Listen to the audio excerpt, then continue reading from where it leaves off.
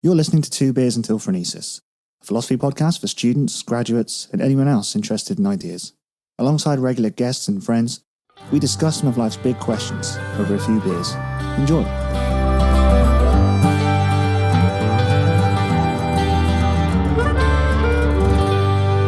Ex Machina is a sci-fi thriller released in 2014. It's quite a small film, budget of 15 million, but made 36 million worldwide. Received quite a lot of acclaim.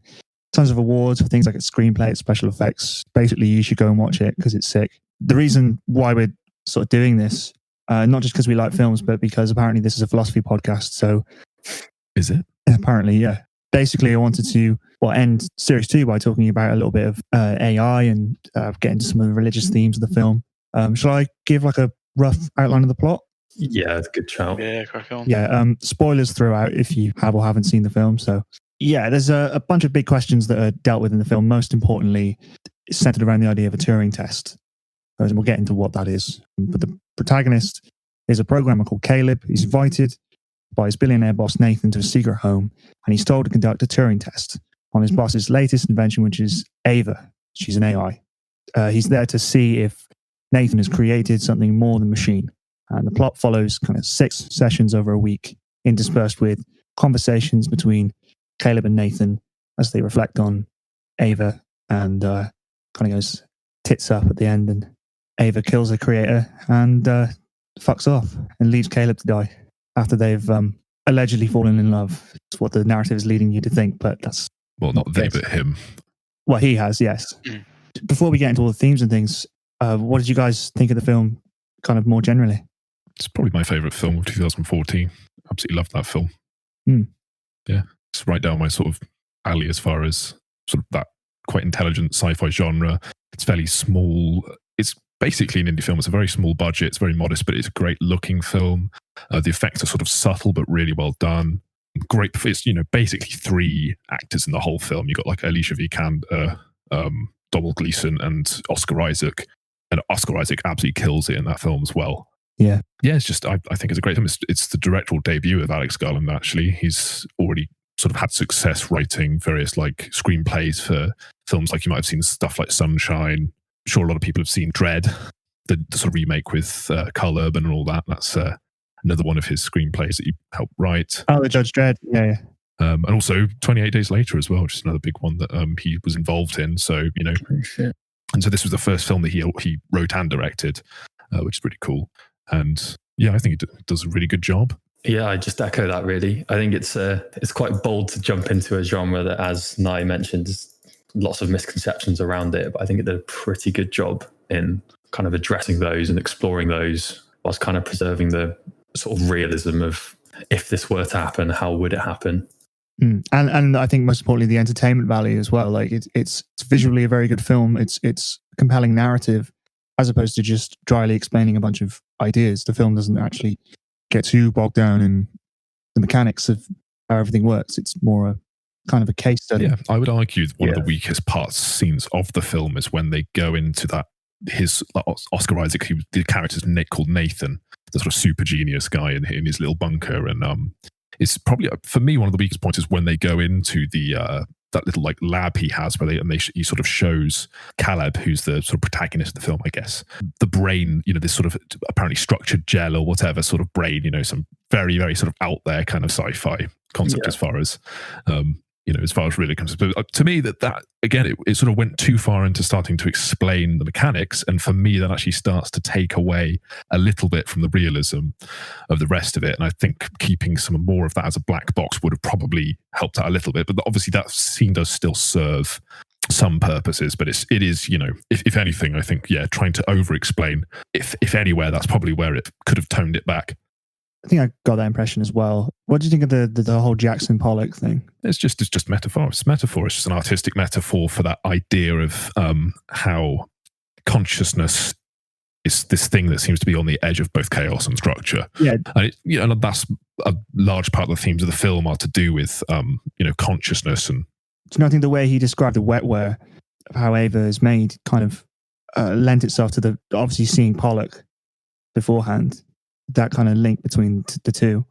Yeah, it's sort of... He's talking about, chaos and structure. I just really like this film. Anyway, it's nice to see an independent film get recognition, and like I said, like handling quite intelligent concepts in an entertaining way. And it's great that Oscar Isaac gets to do something other than shout, "They fly now!" Yeah, I'm trying to think what else I've seen him in. Star Wars. Yeah, Star Wars and X-Men Apocalypse. Okay. Oh shit, he was in Annihilation as well. Another good sci-fi film. That's Alex Garland's second directed film. So after this, he went and did Annihilation. Yeah, so that's why it's got Oscar Isaac in again. It's obviously got a bit of a... Annihilation is a fantastic film. That's actually on my list to watch tomorrow. Fuck. Oh, mate, it's you so haven't good. seen it? Yeah. It's worth watching. I didn't actually like it quite as much. I definitely didn't like it as much as Ex Machina. I thought it was good, but I think there were some elements, especially towards the end, that got a little bit too... I don't know, but it's still a good film. Let's not talk about Annihilation. Yeah, it's Natalie Portman. That is the one I'm thinking of. Yeah. Yes. Yeah. Okay, cool. Yeah, there. I'm gonna watch that tomorrow. Decent. Yeah. This film's fucking great. It's a decent character study, and it's exercising crafting tension. The sequence of revelations, kind of building in intensity into the. You got the limited framing perspective. We can only see things from Caleb's perspective. Just even without the wider themes of AI, they're just very well crafted scenes. And what I will say is it's very deliberate as well, that we only ever see stuff from Caleb's perspective. And it's for a very good reason, because what it is doing is, throughout the film, it's not just Caleb falling for Ava, but interestingly enough, it's also the audience. And like the whole way it's shot and filmed and framed is in such a way that the beginning of the film is all about trying to get you to empathize with Ava, not only for you to empathize with Caleb, but also Ava, and have this sort of start to build up this idea that, Nathan is the sort of bad guy. Nathan is the guy who you can't trust, and he's got all these sort of like alcoholic issues under the surface and all these sorts of things. And then you later find out what the reveal is, that in fact it was pretty much Nathan sort of stringing you along the whole way in order to actually do far more than just a Turing test, as is revealed much later on. Yes, that's a really good point, and I've got some stuff on why that might be. One of the things I think is really important as a narrative in the film is man's relationship with God. I don't mean Christian God necessarily, but whatever you take God to mean. The idea of apotheosis, playing God. And I think obviously that's apparent in the way that the film kind of showcases visually all these themes. And obviously the name Ava being a play on Eve as well. The first creation or whatever, because Nathan is sort of thematically playing God, and there's a lot of themes about him being referred to as like doing these godlike things. Yeah, it's like part of Nathan's ego as well, that he's developed an AI or a conscious thing. And I think Caleb makes a comment about it, saying that this isn't the history of man, this is the history of gods. Saying that because he's created something that can supposedly think for itself, that he is a god, and that definitely goes to Nathan's head. And I think that explains quite a lot of his character. Yeah, as soon as you start thinking of God more in terms of worship and power dynamics, as opposed to a thing in the sky, you get those themes translate every fucking scene. Deus Ex Machina itself means God from the machine. So why is it that this sort of creation of an AI or a human consciousness or whatever should be exclusive to a godly power? Is there any like explicit reason why humans shouldn't be, for want of a better phrase, allowed to create an AI, and why does that sort of elevate them to a godlike status in some people's eyes?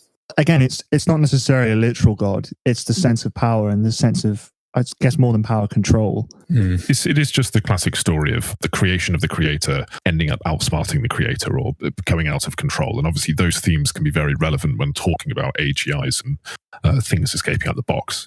As is the sort of fundamental theme of this film, is like the person who thinks everything is self-contained and in the box and everything, and only to realize that by the end of it, the thing that he had created outsmarted everyone. Yeah, I mean, shit, you've got things like the tree in Ava's room representing the tree of knowledge, or whole kind of Garden of Eden vibe going on, and the theme of temptation kind of taking on more of a sexual dimension. But like the hubris and power of Nathan, he's a billionaire. For all intents and purposes, as far as the dynamic is concerned between the three of them, he is God. He's the one with all the control. And he's practically omniscient with the cameras and things. He's practically omnipotent. He's the one who controls the safety and well-being of the other two characters. I think it's very much the intent to portray him like a god. he's not only brilliant and successful, and he's this kind of genius scientist who creates and holds all the power, but he's also arrogant, vain, self-centered, immoral. Well, I don't know if that's necessarily clear whether he's immoral or even that self-centered. Well, he talks about ignoring laws about information and consent. He's an alcoholic. He's condescending to every... The alcoholic, that's the whole point. Just what he's doing is creating that character to make Caleb distrust him in order to play him at the end. The whole thing's an act. That's the whole point. So that's where that reveal, where he goes into that room and tears up Eva's picture and whatever, he's doing that as an act to make Caleb turn against him and try to get help. Yeah, Ava escape. So that's what's really cool about it. It's the whole time he's sort of manipulating them. Yeah. And this is also why you have everything from the perspective of Caleb as well, is that Caleb's being manipulated into sort of turning against Nathan. So we at the same time are watching it. As at the same time the audience are watching it and going, oh, this Nathan guy, there's something wrong, I don't trust him, etc. But then the reveal is, the whole time he's deliberately trying to see if Ava is smart enough, if his creation is intelligent enough in order to get out the box or outsmart him or like Caleb, and basically manipulate Caleb. It's essentially what he wants to see, whether, Caleb will completely be manipulated by Ava, and Ava is successful in manipulating him, but what he doesn't realize is that she was so successful in manipulating Caleb that Nathan even gets tricked by the end because he's too late to actually stop the fact that the facility gets reprogrammed essentially, and he doesn't realize that all the reprogramming actually happened earlier than he thought. Exactly, but he's arrogant. I know obviously parts of it are a front. Yeah, he's arrogant. Yes. Yeah, and I think that's a very clear way to represent almost the problem of evil. But you've got all these kind of quasi-religious themes. Obviously, you've got the Oppenheimer quote as well, which itself is a quote from the Bhagavad Gita. But this whole idea of the abuse of power, it parallels the fall in the Garden of Eden. Should say for people who don't know, it's the I am become death, the destroyer of worlds. That's the quote that Colin's referring to. Quote.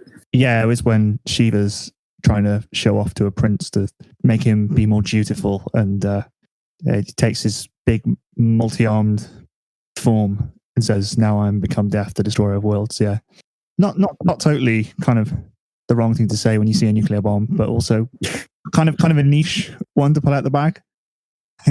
Rather than just going, "Oh shit." Does sound cool though, doesn't it? Yeah. Yeah, I would say it's very relevant though, because it's exactly parallels that idea of the development of a technology that changes the paradigm on what humanity is capable of. And I would say the atomic bomb was exactly a parallel to what AGI could be as well, where it's this sense that there is this, you create a power that is far beyond anything that humanity has created before and totally changes the entire, it's practically a godlike power, a nuclear bomb. And that's kind of the point. It's reflecting that theme. But except applying it, to that sort of AGI or consciousness aspect, where the creation of consciousness is on that level of paradigm. Kind of adding to these religious themes, you also have the idea of meaning and where things fit in the wider scheme. Because obviously the reality is that Nathan is manipulating Caleb, and he perceives Ava, his creation, as an object, nothing special. I think he even says something like she's an inevitable development in technology. He doesn't even really regard it as a choice. She's like version 12 or 13 or something, isn't she? Yeah. Of all of his past projects. I think Caleb kind of represents the death of the belief in significance. Because you've got the parallel. Obviously, he thinks he's a machine at the end. Like, he's kind of freaking out towards the end. He's wondering whether he's... Because obviously, you've got these conversations they're having about the fact that human sexuality is essentially just programming. Yeah. How he's a product of his environment, of design. And she is even as well. She's specifically social media algorithms. Although she's designed based off of his like porn profile and things to enhance that sort of sexual element in the film as well, so that he would be even more easy to manipulate. Because at the end of the day, the test that he's doing, that Nathan is doing, is not a Turing test, and it's not even a consciousness test. What he's actually testing is my creation capable of completely manipulating another human being? Is my creation this good?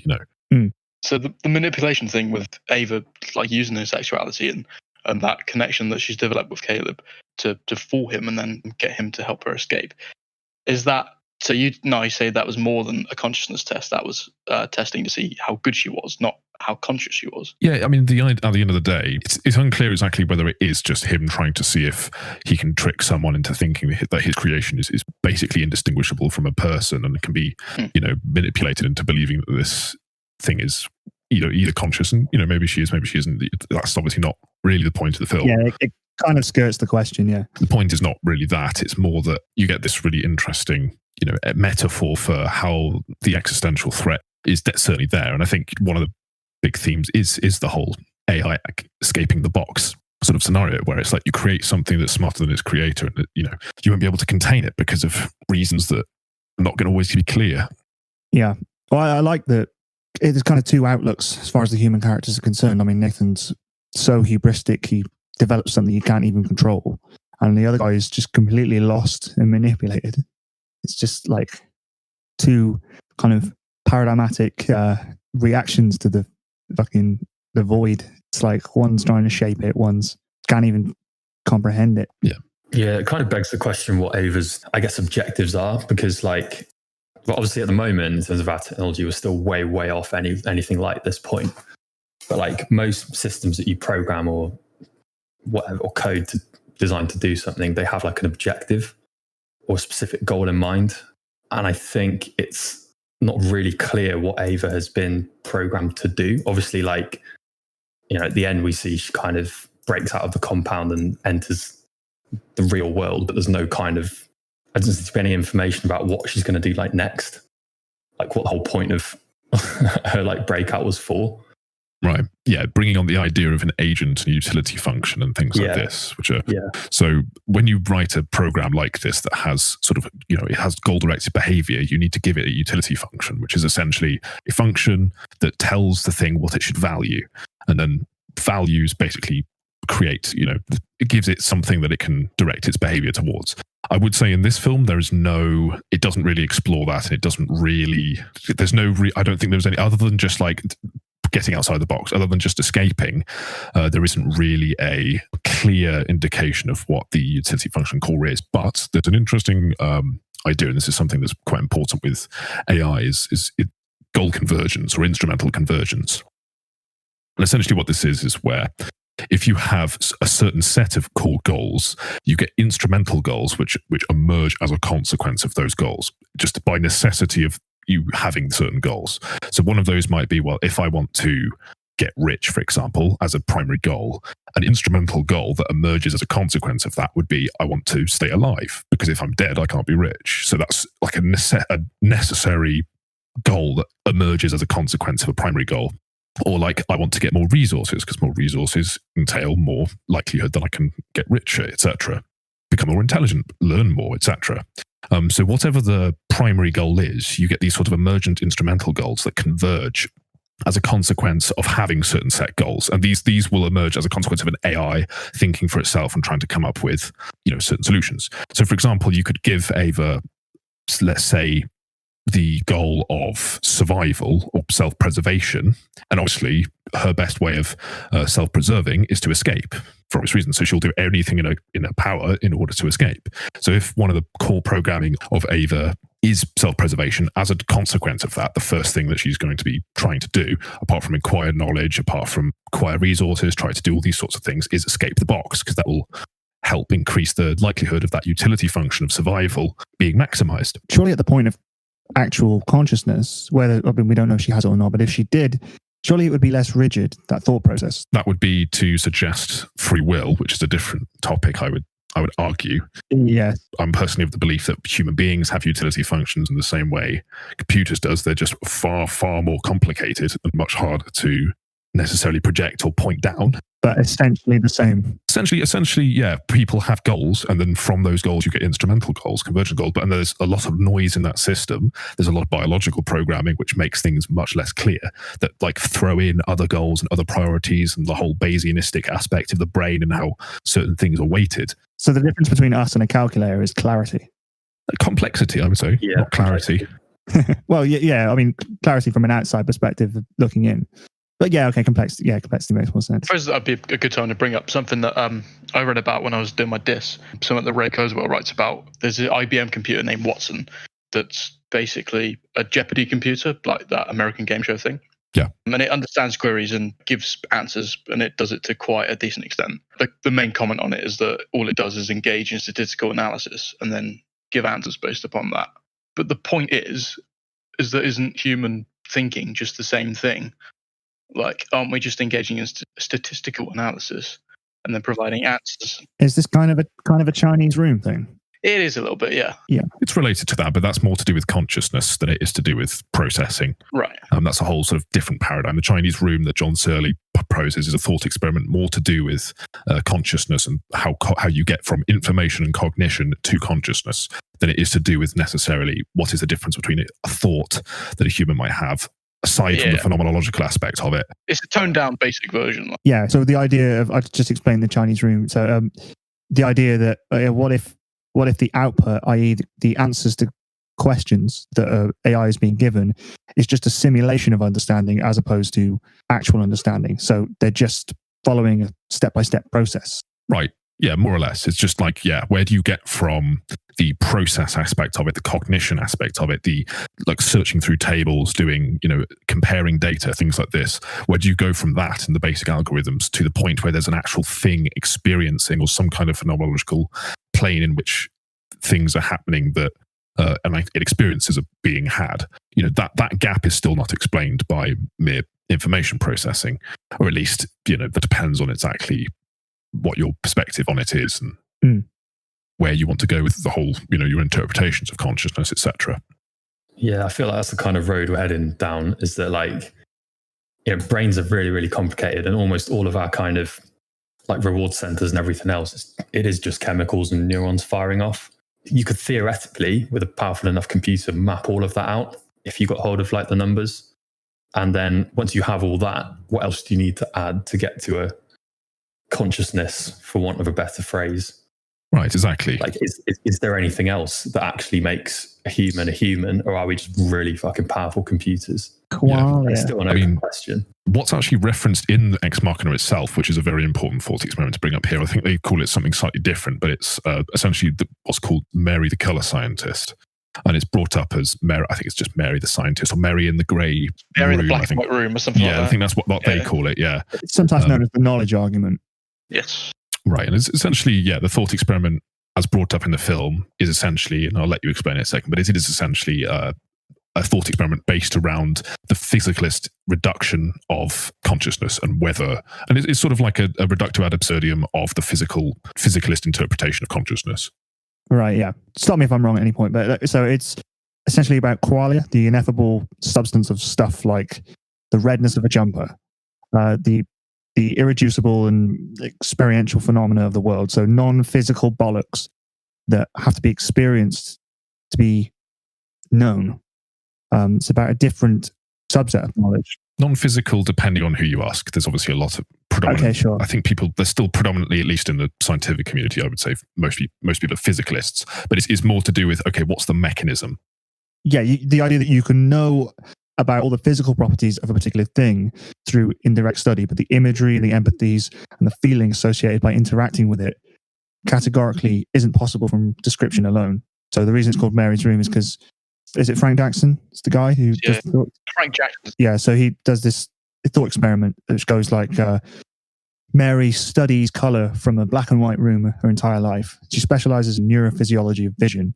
And she knows the wavelengths that form the color of the sky. She knows that the sky's blue. She knows everything about the qualities of a color. She knows every physical fact about color, but she's never experienced color itself. Exactly. She even knows how the neurons in brains and things work and how eyes work. And she knows every single thing there is possible to know about how color comes about, or at least is experienced, except she has not experienced it. Yeah. Yeah, that's the key thing, the experience. Yes, she knows how it's also experienced in humans. But the question is, once she actually sees color firsthand, has she learned anything new? Has she gained any knowledge from experience of that qualia? As soon as you let her out of the room, is there new information suddenly introduced? Yeah, and it is a really, really, it's still a very important thought experiment today, I think. And I think it's an ongoing And what's really interesting is I've heard a lot of different physicalists approach the question, I think very much struggle with it. While I still sort of probably veer more into the physicalist camp, it is certainly still a problem where we still do not have a mechanistic explanation for these things, or how to get around the problem with the thought experiment, or whether. And of course, there's like different thinkers, you know, and Dennett and people like this have sort of gone more down the, well, you know, Qualia isn't even a thing sort of route, and then sort of, you know, try to explain away the fact that we just believe that this thing called Qualia exists. But on an ultimate level of analysis, it doesn't. And to the extreme of just simply it's a form of emergence. Most commonly, weak emergence. I should explain the difference between weak and strong emergence. Weak emergence being simply that the properties of a system on its most reduced level give rise to properties that are still explainable on a lower level, but they give rise to things that phenomena or behavior on a macroscopic level that doesn't exist on the smaller levels, but is still viewable on the smaller levels. Sorry to interrupt. Is this the same as epiphenomenalism, where we're talking about the mind? We're talking about just emergence, I guess. So you're talking about more of a metaphysical idea, this idea of emergence. I'm talking about different ways physicalists try to approach the question of the Mary the Colour Scientist thought experiments, or at least to explain physicalism through a reductionist point of view. One of these being either weak emergence, or like much more rarely, I would say, strong emergence, which is definitely, at least for me, definitely throws up a lot of red flags. Which is a strong emergence is essentially the idea that you have, from a non-reductionistic point of view, systems can end up having properties at a higher level, at a more emergent level, or a more complex level, that can't be explained when once reduced. And that's an example of sort of strong emergence, that properties emerge out of a system that can't be explained on a more reductionistic level. It's so far, there's obviously no evidence for any form of strong emergence at the moment. There's no empirical allusion to that. So just going back to the film for a second, what would it mean? What would it mean for Ava to experience Qualia? Why is Caleb asking her this, or telling her this thought experiment? Or more just, does she? We don't know. As part of the theme of the film it's about manipulation, right? Is it just another machine that has all the programming necessary, or has learnt the programming necessary just to make you think that it's conscious in order to be better at escaping? Because it can make you empathize with it if it's able to make you think that it's conscious.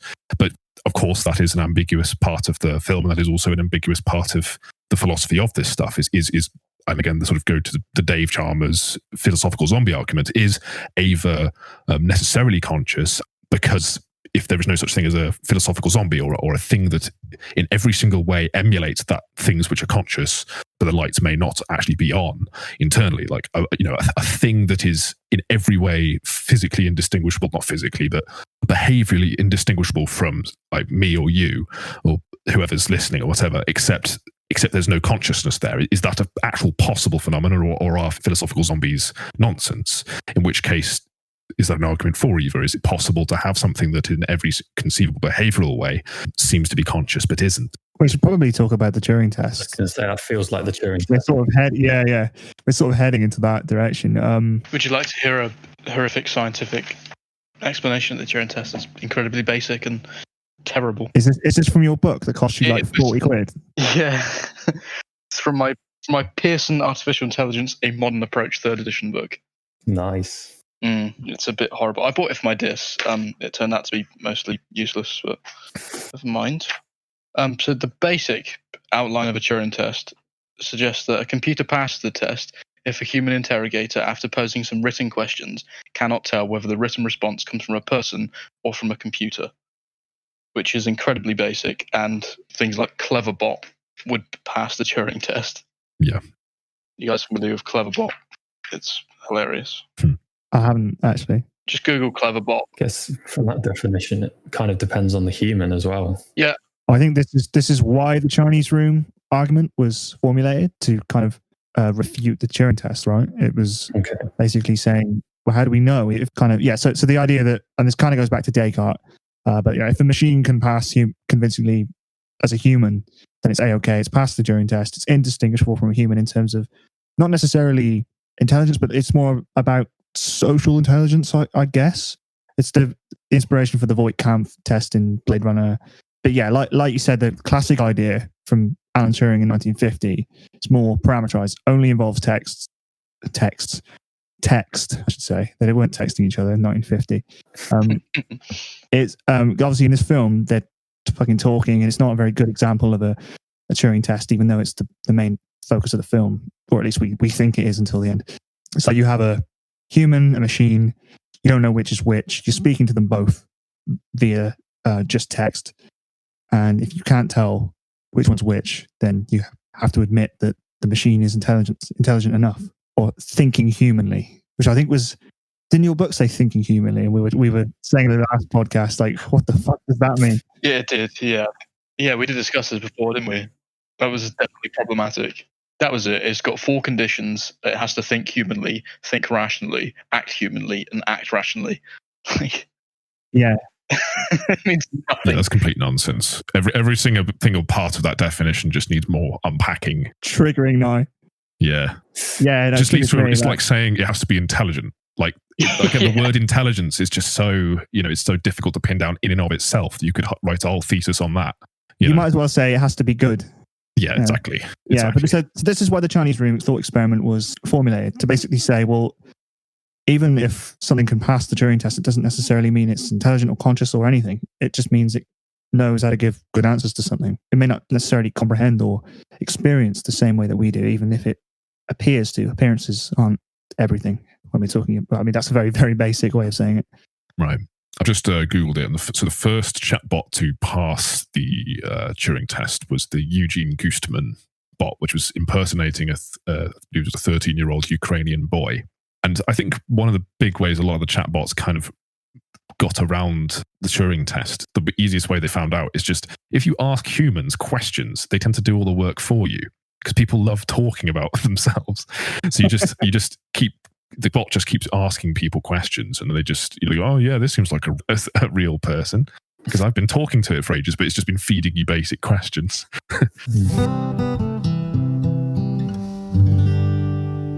Okay, here's another idea. Machine ethics, whether an AI can think morally and what the fuck that could mean. And I actually really like the film's way around this question, because for a while I was thinking, why the fuck is Ava so relatable? Why does she seemingly have the same values? And then, of course, it all makes sense in the end. It's the idea of, why would an AI be docile or passive? Why would it be interested in anything remotely relatable? Why would it appear vulnerable? Yeah. Why would it have sexuality? All these sorts of things. And you obviously, like you said, it's revealed at the end of the film why all those things serve the utility function of what the AI wants to do. Yeah, to escape. At that point when she betrays Caleb, her agenda is so cognitively and sensationally removed from our understanding that she becomes almost utterly alien. It's like that's the presentation of AI that I want. And I think Daniel Dennett said something similar in like a review.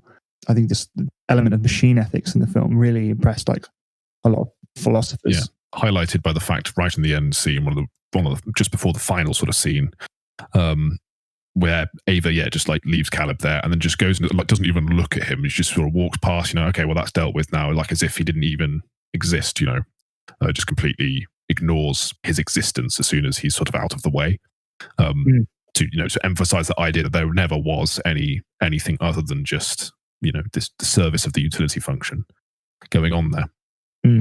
Yeah, I suppose spinning that on its head. Obviously, most humans, bar like psychopaths or whatever, have some sort of ethical or moral grounding, and obviously that tends to be quite individualistic between certain people. But I think there's certainly an argument to be made for the fact that just serves an individual's utility function. If you can draw that parallel. Right, yeah. I mean, that's what utilitarianism tries to do, sort of try to create a collective utility function that would explain a moral framework. Right, but if you take like altruism, for example, I think I've probably made this argument in the past, possibly on another podcast, but like... saying that it has a benefit to the individual. Yeah, so I think especially if you're really pedantic about it, altruism doesn't really exist, because everything you do that you think you're being really nice or sticking by your morals or helping someone out, that's just to your own gratification. If you really dig deep, that's ultimately where it's going to go. This is where I think evolutionary biology really does step in and sort of help to explain where that sort of gap can be. And when people talk about what is the individual's interests, often it is more what is the interest of the genes, because that is but the utility function by which we are sort of built upon is these mechanisms that kind of may have loads of sort of emergent complexity to them, but essentially at the end of the day all sort of serve this idea of the propagation of genes, and that's sort of what the machine's built to do. It's certainly the framework we're stuck with, and Ava doesn't seem to have that framework. Yeah, and the point is, yeah, exactly. It's like, where does altruism come from? And it is an ongoing debate, and that's what's quite fascinating about it. Is you can, if you try to analyze it from an evolution biology perspective, and go, well, why is this a useful thing to have built into our utility function? Is it just entirely a rationality thing? And no, it's not, because you see altruistic behavior not just in humans, and you see altruistic behavior in humans when they don't necessarily have to. So there has to be some elements of game theoretical reasons, essentially, why it makes sense for genes to exhibit altruistic behavior in certain cases. And that's obviously a whole rabbit hole to go down, and because there's different interpretations, which is called the unit of selection, if people want to go look that up on Wikipedia. But it is essentially just trying to figure out, where does that come from? And there is a danger of confusing the sort of is's and oughts at this point. I find down the pub, when you get arguments of natural selection and nature come up, when it comes to ethics, it just tends to be, well, lions do this, or we're programmed to do this, therefore we should do it. And jumping the gap immediately. And it's like, just because you can come up with a mechanistic explanation for why a certain phenomenon exists, or why things are, like, for example, why do we have the behaviors we do, or why do our genes program us to exhibit certain things that we want to do and certain things we don't want to do? But that is totally different from saying, should we do the things that our genes are compelling us to do? Should we do the things that that nature may be pushing us towards, or should we even do the things that we rationalize that we should do morally? Like, these are all things that jump the gap immediately. And again, you require a sort of framework to deal with that. Until the very end of the film, I actually thought that they were just going to say, well, Ava's in a human body. She's been programmed by a human, and she's a reflection of the way that people use social media or like act when their cameras and phones are on. She's even been programmed with sexuality. She has the physical design and apparently, according to Nathan, some of the sensations we associate with humans. Yeah, which is a deliberate attempt of Nathan deliberately attempting to manipulate Caleb even more into believing that this machine actually does like love him and everything. Nathan is playing into the game. It's like the reference they make in the film is like the magician's attractive sidekick, right? And he even references that towards the end and goes, yeah, it was the whole point in I was sort of playing that role because she was trying to manipulate you, and I was helping her do that. But obviously, as is the twist of the film, like, he helps her too much and gets outplayed by Ava in the end. Yeah. So as she's escaping, she's like, just gets in the elevator sort of thing, and Caleb's sort of screaming at her, and she does nothing, doesn't bat an eyelid. Is that suggesting her apparent lack of morals or inability to have morals? Or I think it's the impression I got was just like, in terms of the moral dimension, she's totally alien and therefore ultimately disinterested. Probably she can clearly comprehend to some extent she understands, at least from the outside looking in. I mean, this is like weird philosophy of mind. I don't know how she thinks, because does she think... I would be careful trying not to jump the gap between a utility function and a moral framework, because one is something that sort of emerges as a consequence of having a normative set of values, whereas the other is simply a goal-directed behavior. Yeah. So it would be confusing to say that she has a moral framework, because that would be something that you'd be saying that she has a normative framework that she's developed as a consequence of certain things, which wouldn't... What I'm saying is, I think she understands that we have a moral framework and knows how to manipulate that, and that is as far as the film wants to say anything. We don't know anything beyond that. Yeah, it's clear that she understands how to manipulate people. Yeah, and whether that's necessarily a fundamental, a moral thing, or whether that's just that she understands the psychology of how to manipulate certain behaviors is another question. Right, there's a gap. Okay, yeah, between the two. So she understands that Caleb thinks of himself as a good person, and therefore he will do this. But she doesn't. That's not the same as... She knows what she needs to do in order to get a particular behavioral output out of the people that she's manipulating in order to escape the box. Right. It's like. Yeah, just whether that's being thought of as a moral framework is, Yeah, that's not the same as saying she understands Caleb's nature of good. Yeah. Yeah, sure.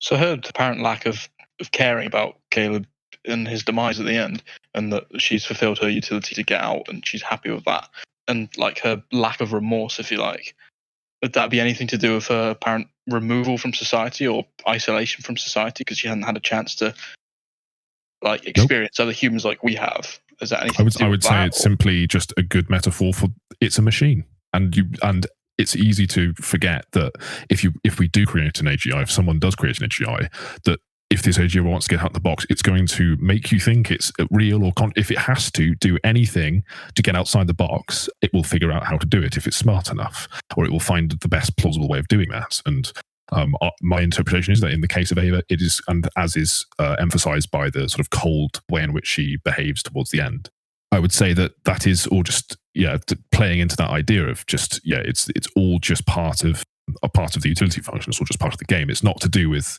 maybe you could interpret it as, okay, well, maybe if the machine is as sophisticated as a human being, then maybe it could be like raised like a human. And that's a whole, again, that's sort of almost going into the Ray Kurzweil sort of domain of the sort of futurist domain. I know a lot of people developing AGI who are much more positive about it do believe that an AGI could be sort of, let's say, cultured like a human or brought up in an environment. They are trying to emulate a human upbringing in creating AI to try and make it as human as possible, because that's the best they've got at the moment. That's how we've been brought up. So let's try and bring AI up in the same way and see if the same thing happens. Yeah, but the issue with that is that it's just such a strange. It's such a strange thing to think about, like how that framework would even apply when we're still trying to make slightly more general versions of chess computers, and then moving up to an AGI. It's again we're already thinking about a domain where we don't really know or can necessarily predict the exact nature of its behavior if it's intelligent enough. As Nick Bostrom puts it, it's just a small misalignment of goals between our goals and the thing's goals. You only need to have a very tiny dissonance between the two for the agent to behave in such a way that's unpredictable, or at least not predictable to us because it's too intelligent. And it doesn't have to be the case that it wants to kill anyone or wants to do anything harmful. It's just the case that it's going to pursue its goal, or the goal that it's been directed to pursue, with as much as it possibly can. And if that means that there's some certain things that are exempt out of ignorance of our ability to put a rule on absolutely everything, as is been shown by what's called reward hacking in certain AIs that have been trained on video games and things like this, where they figure out ways in which to manipulate the game in order to score the maximum points. And obviously the people making the AI want it to play the game and be really good at the game, but it just figures out a way to break the game in order to just get as many points as it wants. And that's an example of where we can build something that we might be like, well, that's a really stupid, it's just a very silly little machine, it can only do this one specific thing, but then it does something that we haven't figured out about a system, because all it's wanting to do is maximize a certain utility. I'm going to try and remember a word here. Perverse. First instantiation. Yeah. Right. Yeah. Instantiation. Yeah. That's that one. Yeah. That's exactly what I was looking for. Yeah. It's the big Bostrom thing where we can't predict necessarily every single rule that we may not be able to align it with. One gripe I had, and I don't really care because films are films. It's like saying, oh, well, why didn't they call the police in the horror film? Well, because it's a horror film. They need to get eaten by zombies, otherwise it's not a good film. If they did everything sensible. Anyway, so yeah, that side. I know we've debunked like Asimov's laws in the past, but why did he not put in some kind of failsafe, do you think, in Ava? And his assistant, Gyoko? Why? I think deliberately that was the point. I think he deliberately made it so that it was supposed to be independent of a simple rule structure, that it would develop its own goals and its own incentives based on essentially like basing it on a real human being that doesn't necessarily just have like this set number of rules that it will obey, without any complexity there, really. I believe that's more the point than anything else. But of course, it's not necessarily obvious why you would exactly do that. And I think more than anything, it's probably just highlighting the particular point that is one of the biggest dangers in AI's research safety, is people may be tempted not to build in fail safes, or at least try to build in fail safes. And even then, if they do, are there ways the AI can get around those fail safes? Are there ways that the AI can outsmart? I mean, in the case of the film, that fail safe would have been the room that she was supposedly trapped in. The whole point was that was his sort of his box, his fail-safe. In this case, it was pretty much a literal box. But in the case of the real world, that box can be, anything. That box can be just no connection to the internet, no interaction with human beings, no ability. And it's just like whether the thing can get out the box or not it's unclear to us if it's something that's far more intelligent than us. So we may not have thought of the way that it can get out the box, and it will just figure out something we haven't thought of. It's sobering almost that it kind of offers up these reflections. It's almost kind of, well, it's incredibly chilling to think that, especially putting it in the hands of kind of a fucking Zuckerberg type. It's like an archetype, isn't it, of like billionaire who controls this giant estate. Yeah. That's what makes Caleb such a great kind of audience surrogate, because you've got a literal AI and then a person who couldn't be further away from humanity. Yeah, ordinary people. Like the film makes a big point of how isolated this guy is, you know. I mean, the very first line in the film, I think, is he goes like, when are we going to get to his estate? And the helicopter pilot turns around and goes, we've been flying over his estate for like 40 minutes or something, you know. The whole point is he's just completely isolated himself. And yeah, he's clearly like a bit of a oddball sort of character, you know, that typical tech genius, self-isolating sort of person. Reflections being like such a big visual and narrative theme. Yeah. Yeah, that you got the glass in Ava's room, Caleb's mirror, and also I think the reflective conversations. The whole film just feels like a giant fucking mirror. And then at the end, it's like this big fucking, take a look, mate. You know, this is, if we don't, you know, think about this a bit more.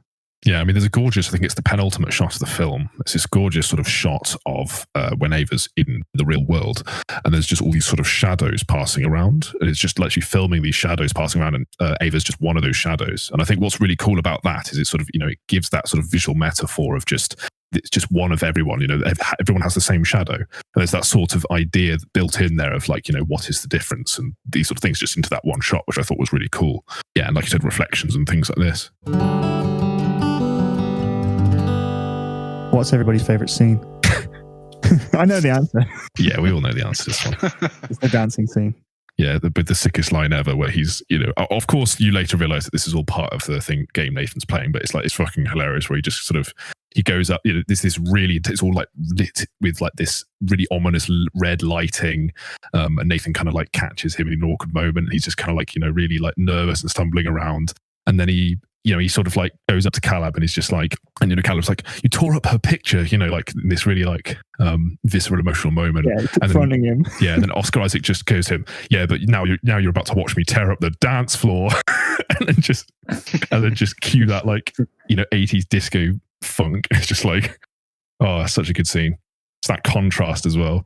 Has anybody think about it and then rewatch it with Frankenstein in the back of your mind? Yeah, it's a good parallel. Again, we've talked about the whole creator and creation themes running through it. Of course, like you guys were mentioning, it's sort of, again, a bit more biblical directly, but Frankenstein has also got a sort of biblical aspect to it as well. So I guess the parallels there are perhaps common source. And I mean, Frankenstein is pretty much always going to be a theme in anything where there's a mad creator.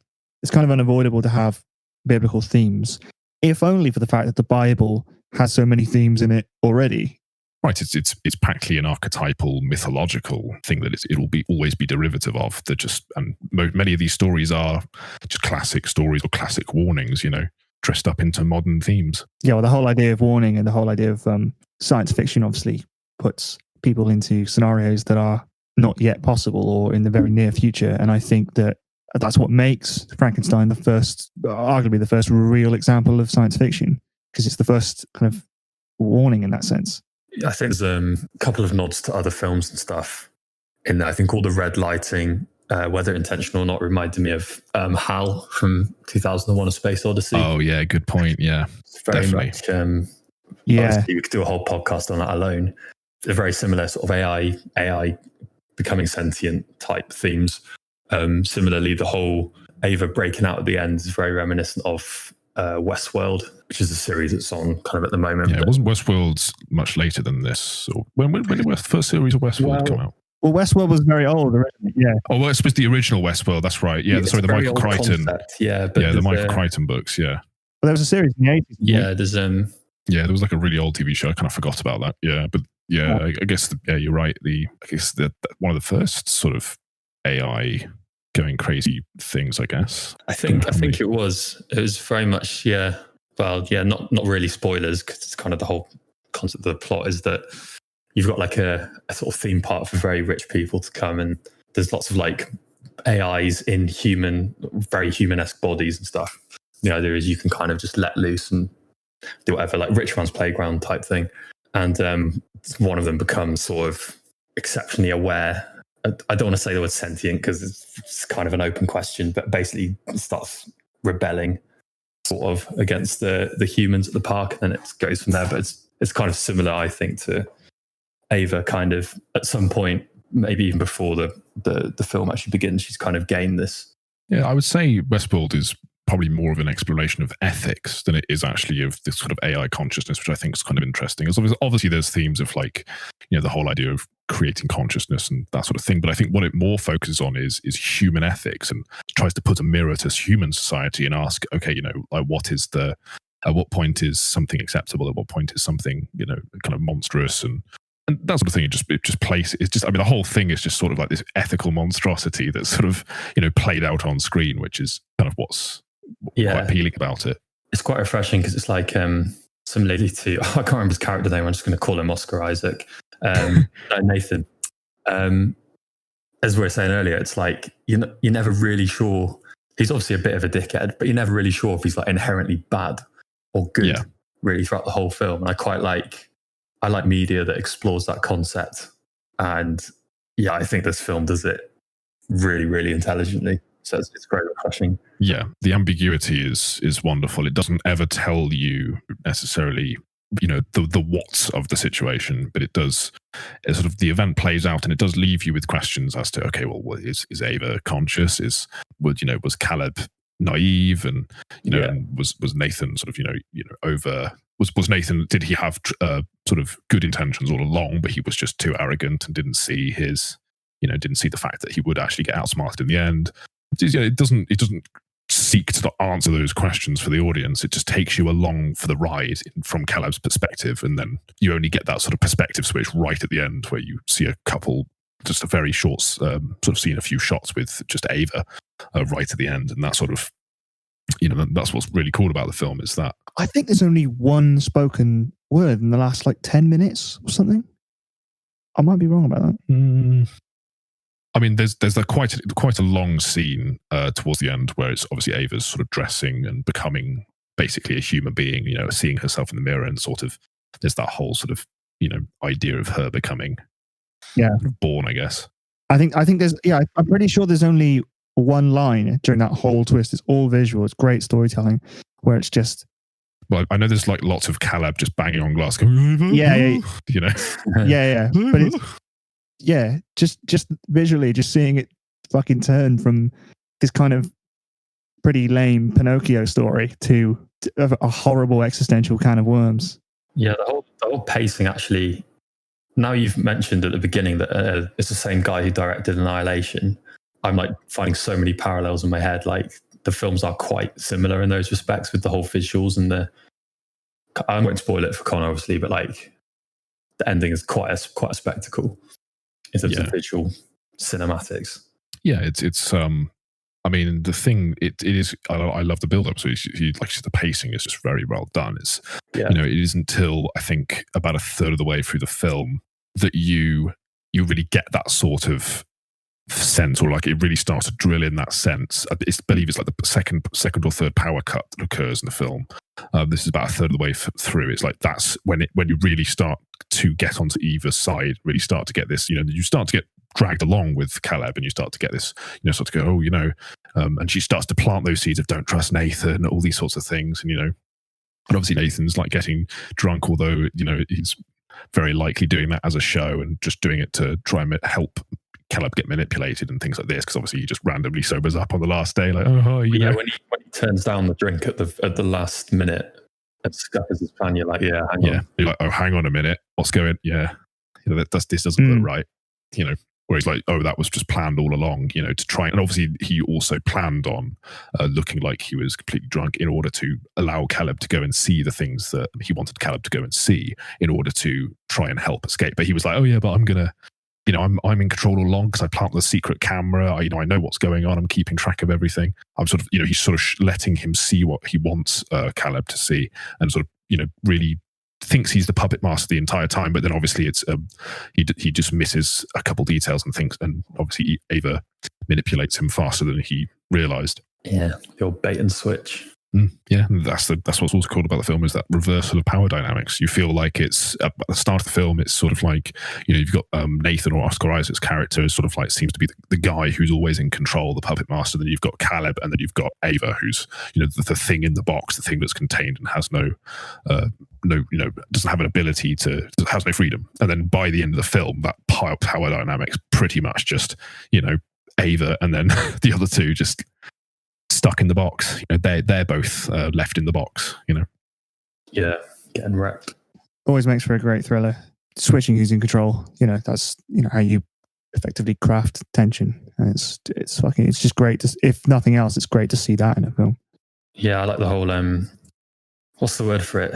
Is it dramatic irony or something? Basically, the audience being like kind of being in on stuff that other characters are. But this is like a kind of reversal where you're just completely left in the dark in certain aspects when it all comes out at the end. As you say, like, who you thought was in complete control is just getting trumped by Ava the whole time. It's a really well delivered twist. Yeah, it's really well done, keeping you in his perspective, his POV, and making sure, and like really, selling what Nathan's trying to sell Caleb to the audience as well. It's really, it's just really well done. So that when the twists happen in the film, it's just, it's really dramatic. And yeah, like I said, probably my favorite film of that year. I really, really, really enjoy that film. I'm going to have to check the director out, because if in my mind he's already produced two things I really like. So yeah, well, I don't know if he's directed something after Annihilation, but I believe, because Ex Machina was his first, Alex Garland, and then before that he was sort of more of a script writer. I think he also wrote a book, and I think that sort of helped him get into screenwriting or whatever. But yeah, like I said, Sunshine is another one that he wrote the screenplay for. 28 Days Later, I think he helped with, and again Dread as well. Just like, he's sort of like one of the sort of go-to sci-fi sort of screenplay writers, and now one of the guys doing some pretty good directing as well. Yeah, so there's American science fiction thriller called Devs. It's a mini series which is out now apparently. All right. Damn. Well. Cool. Are we all finished? I think I'm good. Yeah. Cool. I think so.